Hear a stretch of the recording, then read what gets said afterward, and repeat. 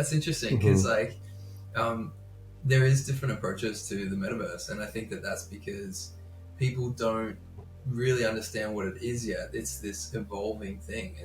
We're in this new era, and so people are going to have different approaches where they have a base of Web 2, and then they throw in their little sprinkle of what they think the metaverse is. And then you've got something like Star Atlas that is approaching it in a totally different way.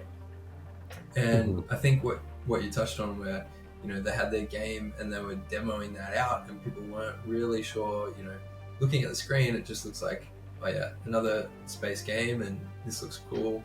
But I think once they understand what that ecosystem is, and what that platform is, and what that will become, they will understand much clearer what this metaverse that Star Atlas is, because it is a game, but then it is expanding out to economy, to an ecosystem, to social areas, to businesses.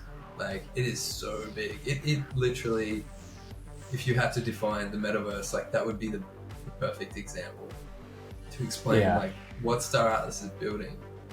And then you contrast that with, say, Facebook. So what they've got, instead of a game as a base, they've got a social platform, and then they're trying to add games into the social platform. And so it will be interesting to see which approach works. Whether they both would work, I'm not sure, but it's sort of two different camps, and maybe it attracts different people. But I mean, I think once the social aspect of Star Atlas moves off Discord and off Twitter and into Star Atlas, I think that will be a game changer. I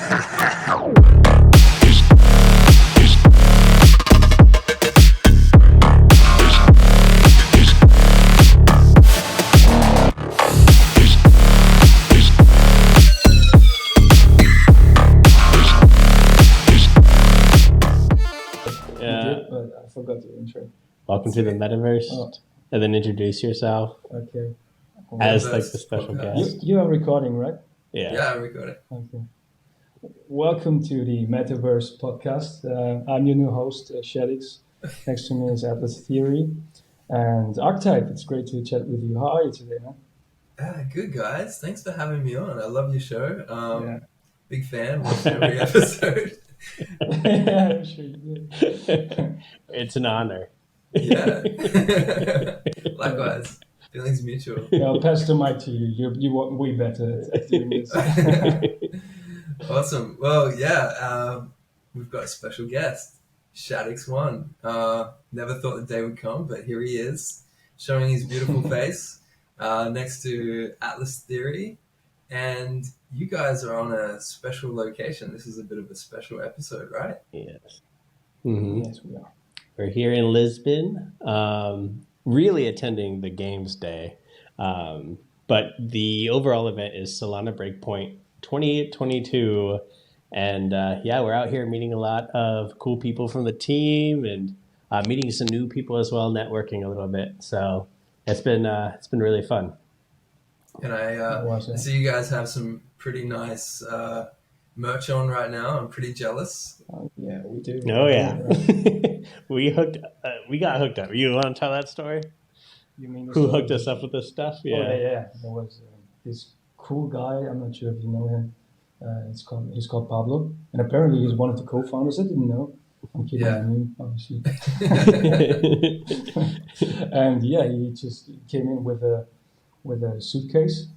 It looked kind of heavy, and he was wearing his hat, the Star Atlas hat. And I was like, oh man, I want one of these. Where can I get one of these hats from? I was like, come with me, guys. And he opened the suitcase and was filled with Star Atlas merch, and I was like, oh man, Candyland, Yeah. They were just handing out all this stuff, and I was like, take that. And I was like, yeah, sure. Yeah, it was awesome. And then afterwards, you tell me that you actually had like a good chunk saved up to buy Star Atlas merch. But I was ready to spend, 200 to 300 maybe in USDC. Yeah. Let's say 200.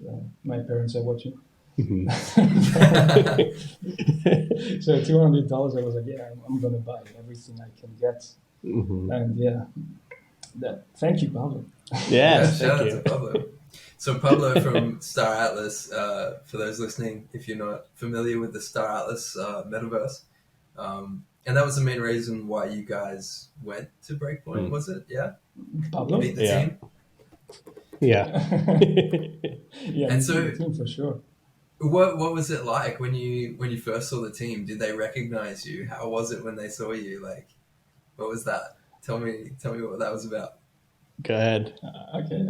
Yeah. So we were in the waiting line for the event, and there was just like Michael was walking right to us, and like, hey, that's Michael. Yeah. Yeah, it felt like, yeah, of course you're here. Yeah. Dude, Michael. he lives up to the name, like swag. So Yeah. like we were just standing in line, and then I just see this guy strolling up with like, looking cool espresso in his hand, and like I was like, he looks familiar. So I was like, Shaddix, is that Michael? And he was like, yeah.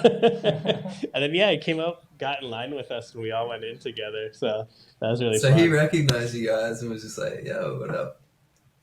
I think he recognized you, right? I mean, Yeah, I'm not maybe. too public, um, so I assume he recognized Aaron.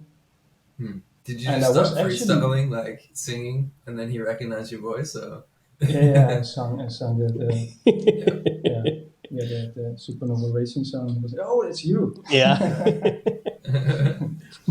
Yeah, yeah, Mm. nice. that was And really so, cool. And he got in line with us. And sure.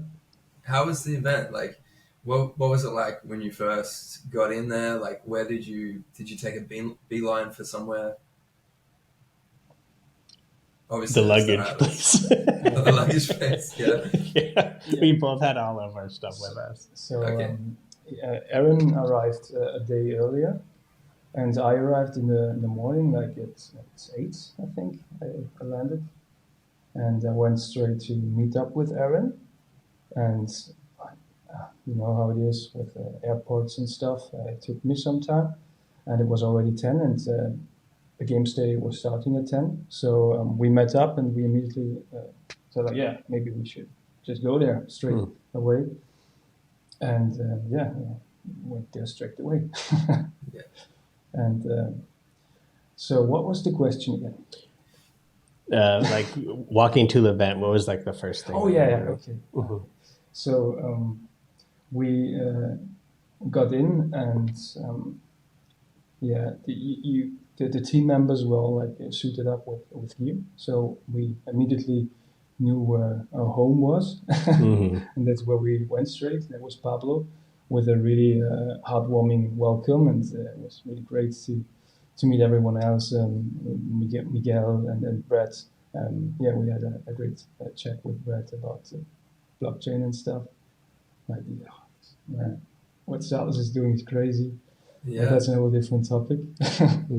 Yeah, we just chilled there, and there was another thing. So when we arrived, Pablo, the first thing he he said to us was like, "Yeah, he can't hide this from us." He pulled out his phone and showed us all the stuff that was happening later, like the footage of the X4 and what else do we see? Let's keep it at that because Yeah. the footage of the X4 Yeah. Yeah. flying around and shooting and stuff, and we were like, Pretty It was pretty cool. pumped at It that was point. crazy. Yeah. And were Yeah. you It was there cool. for when they had the demo of the game, the Star Atlas gameplay? Mhm. Yeah. Yeah. What was everyone's reaction when they first saw that screen pop up with the spaceships flying around and Well, okay, so you actually got to live that out. You mean to play it? Yeah. Yeah, Mhm. that's true. So, well, the reaction was overall, I would say positive, obviously, but the event wasn't. There weren't too many people. At least that's how I felt about it. There weren't too many people there to see Star Atlas. It was mainly just Solana or Breakpoint attendees. So all the fanboys like us, like we weren't like too many, and so we were like freaking out, obviously, but the others were like just watching, and I felt like the reaction of the crowd was well, not too enthusiastic because they were like, okay, yeah, what's that? Okay, Star Wars. It felt like they didn't really know what that is, but still, like afterwards, like Mm-hmm. it was a completely different picture when the event was over. And people kept approaching us because we were wearing Star Wars stuff, Oh and yeah, they were asking, "Are you team members?" And we had to clarify, "No, we're actually content creators for the yeah, community and not from the core team." Mm-hmm. But still, like people were, they kept approaching us and telling us about what they are doing and how they want to be involved with Star Atlas, and yeah. And afterwards, when we were with the team members in the area, they were really like it felt like there were really important people around there and were just all curious about what Star Atlas is doing. yeah, Anatoly was there. Then some other. I don't really know too many people from the Solana ecosystem outside of Star Atlas. So yeah, just people kept telling us, "Oh, that's this guy, that's this guy." There were I don't know from Warner Music, someone, and yeah, pretty VIPs basically. I would say from Yeah. what I heard, but I can't judge that. Mm-hmm. Yeah, it was really cool. I think I need to pin a picture, and we can put this wherever, but like you would get in line, you go, you get your wristband, you scan your QR code, go in, you walk in the doors, and there's just rows of displays to go, play these different games.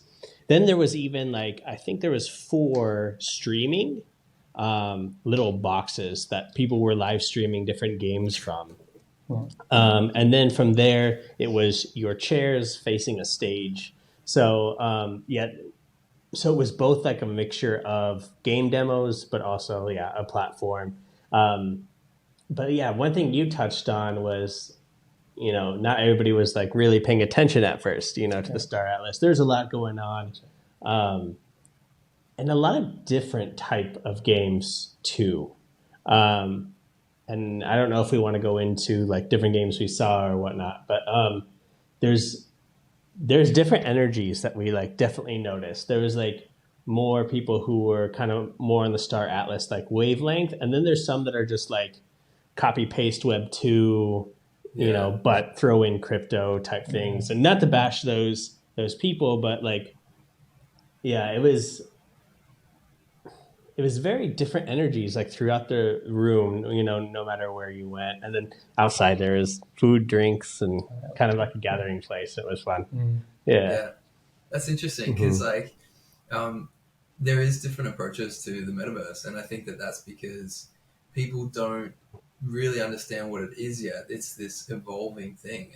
We're in this new era, and so people are going to have Mm-hmm. different approaches where they have a base of Web 2, and then they throw in their little sprinkle of what they think the metaverse is.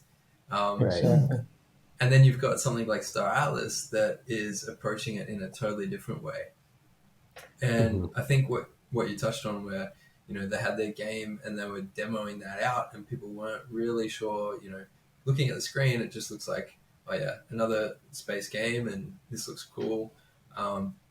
But I think once they understand what that ecosystem is, and what that platform is, and what that will Mm-hmm. become, they will understand much clearer what this metaverse that Star Atlas is, because it is a game, but then it Yeah. is expanding out to economy, to an ecosystem, to social areas, to businesses.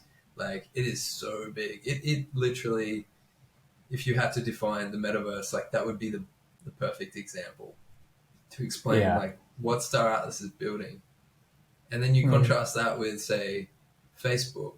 So what they've got, instead of a game as a base, they've got a social Mm-hmm. platform. And then they're trying Right. to add games into the social platform. And Yeah. so it will be interesting to see which approach works. Whether they both would work, I'm not sure, but um, it's sort of two different camps, and maybe it attracts different people. Um, Yeah. but I mean, I think the social aspect of Star Atlas moves off Discord and off Twitter and into Star Atlas, I think that will be a game changer for sure. I agree. And to that point, like, I think it was about 3 times people asked what you did with Star Atlas, and you told them that you wanted to do a record label, and they're like, how do you do that? How does Like, that what do work? you mean? It's kind of far-fetched for some, right? Yeah, If this is a game and you're making music, then what are you talking about? yeah. But yeah, that's like the vision, I would say, that Startless has. That's what attracted me really, right? And that's what I feel like I want to have as well in this game, like a vision, even if it's far out. I don't think it is, but yeah, you guys, what you're doing is pretty cool as well. So yeah, it's completely different, like what other projects are doing. And we had a talk earlier, right, about how these games that just make another game that already exists and just like put the crypto stamp on it and just ship that. I mean, that's perfectly fine. It's okay. You can do that. But Star Atlas, the way how they approach the whole space with the open sourcing of the FKit and the gaming profiles, it changes everything. And once Star Atlas has enough momentum with how they approach this stuff, other projects will also open source whatever they are doing, and this will just become one whole big thing for, at least for Solana for now, that just makes it super easy to create a game and just plug in to the blockchain. And so a lot of these games will become obsolete because in the future would be open source, and yeah. I could go any direction with that. But You pointed out, actually, we were watching like a few of the presentations, and then I think it was Shattuck. He was just like, looks like a whole lot of new mini games for Star Atlas. Yeah, I was just about to say, like, all this effort these people are putting in, and then all Star Atlas has to do, like, if you can't compete with them, what is it? Like, if you can't beat them, join them. And I feel like once they see that whole, like, ecosystem, they're just going to, like, just plug in. Because it's a network effect, right? Like, if Star Atlas is an open source, whereas something like Meta, Facebook is, it can be open source. You can join that ecosystem, but you're going to get taxed heavily on anything that you develop inside there. It's a bit of a no-brainer. Like, I really think if people really catch on to what Star Atlas is doing, they'll understand that that's a competitor to Facebook. Like you said, it's just going to be people dropping what they're doing, or they build out what they want to build out, and then they start looking for platforms to launch on. And instead of the traditional ones that they're thinking to go out and to be unique and like on their own, sort of like put their game out or their social platform, they're going to look around and go, well, let's go over here. Like Star Atlas, we just plug in here and look at the ecosystem that we're exposed to. Look at the people that we're exposed to. Exactly, all the guilds that can immediately join your game. Right? And then there's gonna be that light bulb moment where they look around at people like yourself and go, "Dang, these guys, like, they got it early." Like Shaddix, he was thinking about this stuff early on with his music, and you're gonna be there with like 2, 3, 4 years of a head start to most people, and I think that's pretty powerful. That's really going to be a game changer. Yeah, that's the vision Star Wars brings to the table, and just feel inspired by what they're doing, actually. So Shaddix, like, what's your like vision for your music? Like, you talked about like becoming the first record label. Like, do you want to dive into that? Like, whether it's Star Atlas or whether it's the Metaverse in general. Like, where do you see yourself being placed, and what would you like to be doing in this Metaverse? So I haven't, to be honest with you, I haven't really planned out anything.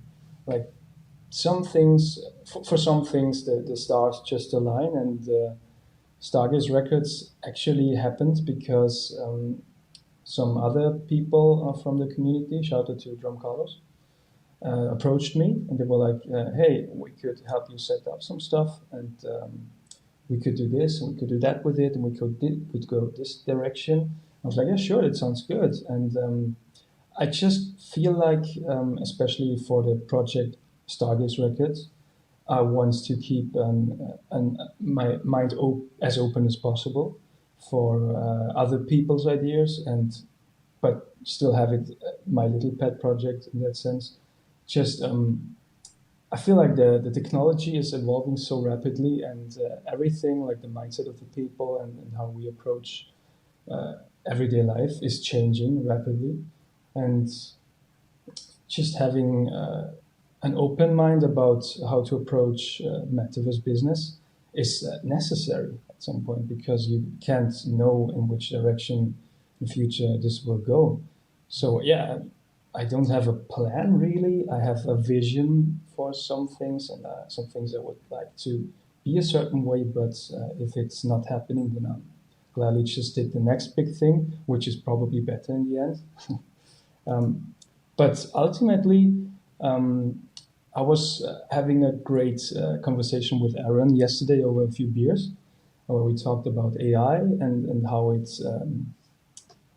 influences what we're doing already. And basically, I would really like to see AI or some kind of like music characters that just simulate consciousness, you could say so. So maybe have AI artists basically in the record label that have their own emotions, their own characteristics, their own way of approaching things, how they act on the stage, for example, or whatever, personality basically, and just build maybe some musicians that have that don't really exist. Yeah. The topic of AI having a consciousness or not, or is it simulated or not, is completely different. But I feel like it's heading there anyways. So I feel like approaching it that way is something that a lot more people will do in the future, and I'm just trying to do it now already, if possible. Yeah, that's cool, man, because I guess for music, at least for me, like when I listen to music and when I listen to your music, it music in general, it transports you into a different place and it's an escape. And I think that that's, it provokes memories, it provokes emotion, it puts you out of your current reality and puts you somewhere else. It's escapism. And I think Yeah. what you talked about where you're tying in another sense. So not just like the audio, but the visuals as well. And I think that just aids, it helps your mind to escape. And I think that you absorb that music more, and you appreciate that music more. Mm. It's like a force multiplier. Yeah, I think visuals with your music, man, I think that that's something like I would be pretty excited for. Me too. Me too. And imagine like the whole ecosystem of startups. The more realistic it gets, pair that with a cool musical experience, a cool visual experience, you could basically do anything. Yeah. That's Well, at that the point, like possibilities are endless. once you're in like a 3D space, like you have to start thinking about your music in a third dimension. You know what I mean? Yeah, Like that's directional true. sound, like that's another thing, like which is pretty cool to play around with. Mm. Entering a space and having, the different parts of the music, like over on this side you can hear the drums, over on that side you can hear like the voice. Um, that would be a pretty cool experience. Yeah, yeah, and where technology is heading, I'm sure there will be other elements that are possible. Like where we're at now, we have a stereo sound, like left, right? Yeah, And depending on how much you apply to the left side and what you apply to the right side, it is like a linear way of creating sound. yeah. And I've heard you as playing soon as around with we a bit are, of that in your songs. I've noticed, like some Oh yeah, yeah, instruments yeah. or some I love to elements. play around with them. Yeah, Yeah, exactly. I think it's an important element because the placement of the instruments is really like different frequencies interact with each other, and if they are too similar, they just create noise or something yeah, I don't find too pleasant. yeah, And if you have two similar frequencies and just separate them like left right, yeah, it creates a whole new dynamic. And also like the frequencies itself, just like to have when there's too much going on at the low end, then just cutting it out and have rather have like less instruments and less sound involved at this moment just helps to free some space for the listener. And that's yeah. why I love to play around with the panning actually. So Shaddix, uh, you mentioned that you got up on stage. You had a turn on the Star Atlas game. Yeah, well, Michael was doing his presentation and he asked, like there were four seats reserved for the pro gamers, the esportler, sports guys, or girls actually, were girls. And the other four seats were free still. And he was asking the crowd if someone wants to test the game live on stage. And I was like, yeah, Michael, pick me, pick me. And he was, we were in the front row, and he was looking all the way back and picked some people. Come over here. I was like, yeah, whatever. I just went up. Yeah, Yes. I was like, yeah, no way, I'm gonna miss on that. And Yeah. then, yeah, just was able to sit down and have a first look on the whole game. And it was actually, I was kind of too excited because I wanted to see what Michael is speaking about. Like maybe Yeah. I'm missing some alpha, and because this wasn't recorded, right? Yeah. But there was also the showroom R2 in front of me. And I was Yeah. like, okay, no way. I'm sorry, Michael, but I'm not going to listen to you anymore. I was like, starting the game. There was two options. I think by now you've seen the menu, right? Yeah. The X4 Titan X4 dogfight arena or something like that. Yeah, and I just straight went into it. Jumped on the X4 and flew the bike, and it was really at first really difficult because there was this little cheat sheet with the instructions what to do and Yeah. everything. But I was like, okay, yeah, whatever. I'm just playing. I was way too excited to even read that little manual. I just wanted to play, and just crashed in all the asteroids and shot some stuff and gotcha. And then, went into the showroom and discovered all of that. A lot of ships like the Metec, the Floyd liner. Then there was the Packlight, I think. And the Metec and the Floyd liner was actually, you were able to get inside and see the interior of the ship. And the Flatliner was also flyable, and that's a really, well, it's still kind of buggy, obviously, it's the alpha, but like the feeling of flying a medium-sized ship, I think that's a medium-sized ship, yeah. It was really powerful, actually. Like for the first time, I was able to fly a medium-sized ship that's bigger than the X4, and I wasn't even able to fly the X4 before that, but yeah, it was really cool. That was really cool. And being on stage with all this festival and stuff going on, and Michael talking, and afterwards it was the blockchain team, I think. Whatever. I wasn't really paying attention because I just played the game, and I'm never going to forget this day. It was really amazing. And what about you, Alice Theory? Did you get to play any games, or did you see anything that you thought was pretty exciting outside of Star Atlas? The only game I played was Star Atlas, but I did watch most of the presentations. There's nothing that like really excited me too much.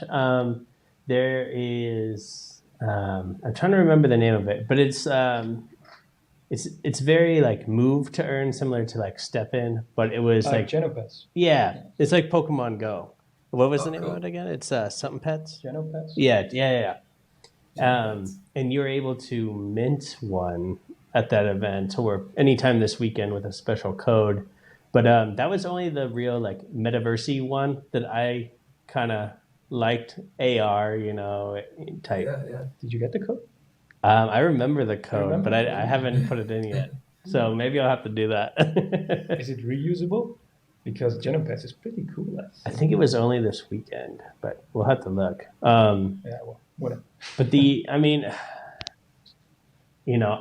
there's so many hard workers that out there on Solana that it is hard to like, I'm not trying to put them down, but it's like,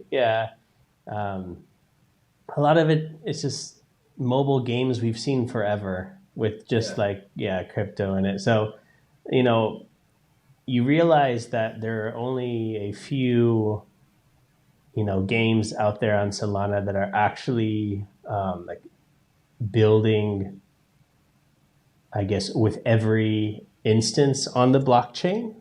That was a big conversation there. I think it was only two. I can't mention the other one off the top of my head, but yeah, Star Atlas was one, and it was hard for them. I was talking to some of the team, and they said people keep, coming up like, "Hey, we're a wallet solution. Hey, we're this solution. Hey, we're this," and they just have to say like, "Guys, we've already built that." Like, and it's, people don't quite realize where Star Atlas is at in gaming yet. It's like. It's like night and day. So it's really cool to like be part of a project and really kind of realize the journey from I wish I remember who tweeted it because they deserve a lot of credit, but it was like scam to like walking simulator to flight simulator. Who?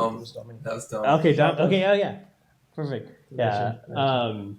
So yeah, shout out to you.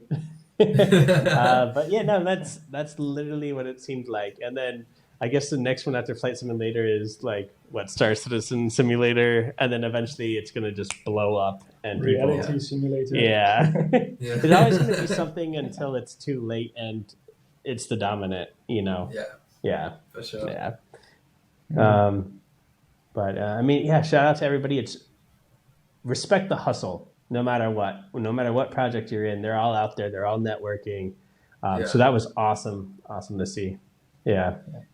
And we do need them, for onboarding into Web3 and crypto. We do need those absolutely. Games. Yeah, but I'm more speaking from the perspective of Metaverse. Yeah. Yeah, but baby steps. I mean, Metaverse is a hard concept to get your head around and to jump into, especially with like the emerging techs. Like there's VR, AR, AI, gaming, blockchain. Like if you don't have a concept of all those things, it's going to be pretty tough to just jump straight in. And like you said, we need the mobile games that are going to come out that dabble in a little bit of that and whet people's appetite for it, and then they go deeper into something a little bit more complex. Sure. Do you see do you see an event like that becoming like a virtual space that people could get to? Because I know, like for me, like if I was to fly from where I'm at in Australia over to Portugal, return trip, I'd be probably looking at probably 10 grand. But I mean, like if I was able to be there in like virtual reality, or some other medium, like I'd definitely join. Do you see that being a possibility?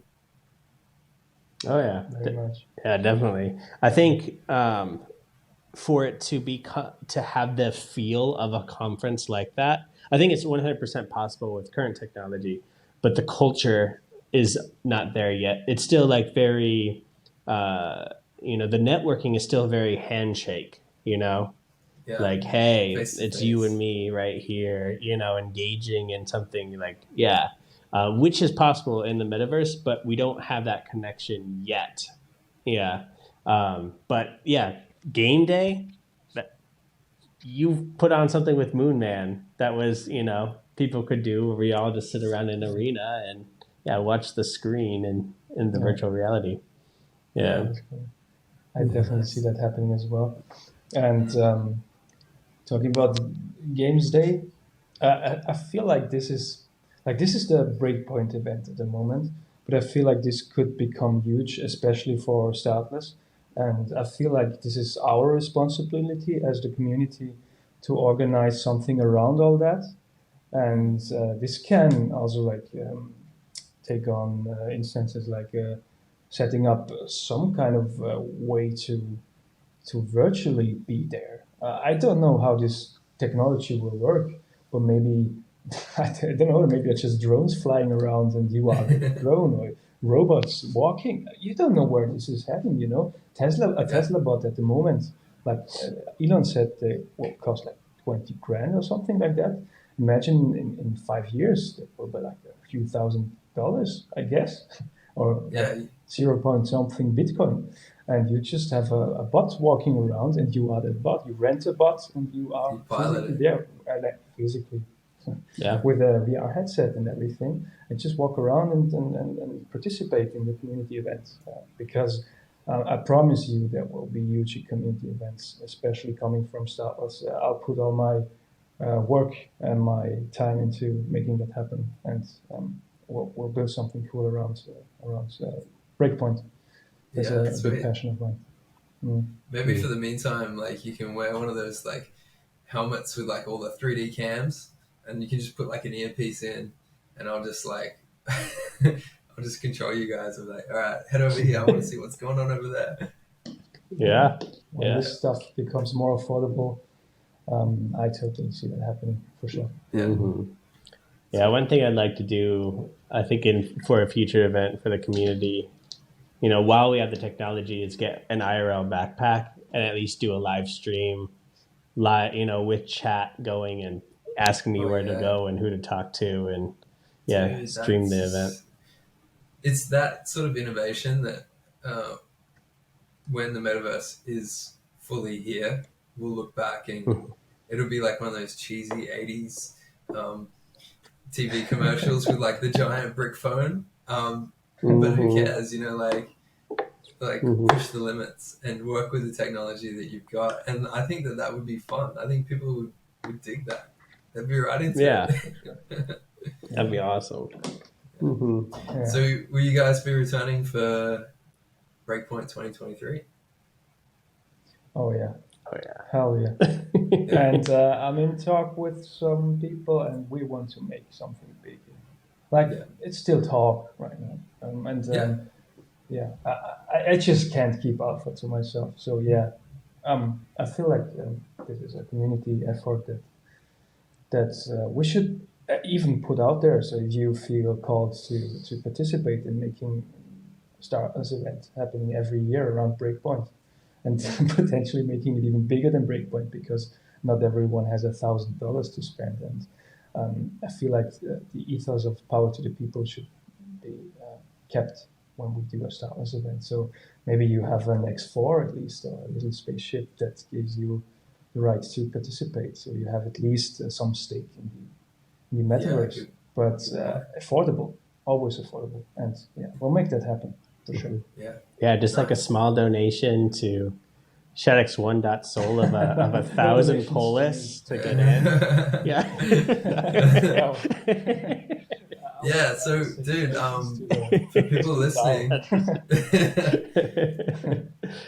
people listening, where can people find you, ShadX? Where are you at on the socials?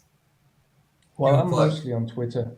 ShadX1, all written out, like OME, ShadX1. I have a presence, like my music is on Spotify, on YouTube, on all the big stuff like Apple Music, Amazon. But actively I'm mostly on Twitter personally. I'm also a Startless moderator of the subreddit of Startless. So I'm active, but not as myself, mostly as an entity from Startless. But you find me best. You find me on Twitter. Yeah, nice. Well, we have to have you back on, man. This has been good. I want to pick your brain about more I'd love to. I'd love to come up here. music stuff. Yeah, nice. Sure. We'll team that Whenever up you for feel sure. like my opinion could provide something, just hit me up. Yeah, sounds good. Anything more from you, Atlas Theory? No, great conversation. Yeah, very Sure. fun. Mm-hmm. Well, we'll have to set up the next episode. I think we left it last time with AI, and we've had a little bit of a pause because we've had this Solana Breakpoint, and we thought it would be on point to talk about that this time around. So we'll jump back into our stream of things next week, talking about AI and the metaverse. All right. Looking forward to hear that. Sounds good. See you guys then. See you Powerful then. people. Oh yeah, sticking to the man.